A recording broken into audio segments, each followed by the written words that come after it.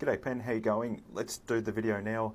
Pen's asked if we could just touch on what are the consequences if a pensioner goes down the downsizing path and sells a house to move into something maybe more convenient and maybe a little bit cheaper.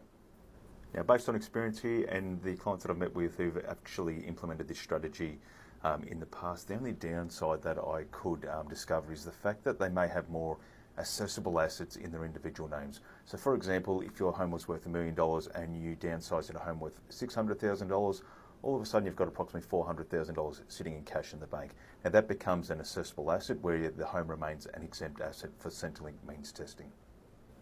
Now, just for reference, under Centrelink current asset test thresholds, a couple combined, I've got the numbers here in front of me, they can have $1,074,000 worth of assets in addition to their house before the pension cuts out, and for a single homeowner that number is $714,500.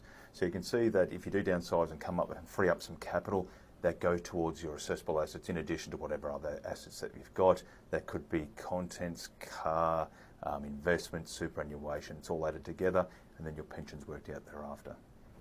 Now, if you do experience a bit of a decline in age pension due to more accessible assets, what you can look at is a downsizer contribution into superannuation. Now, there's a few rules around that. I think I've made videos on that one in the past, but just to summarise, you can put into superannuation $300,000 or $300,000 each as a couple.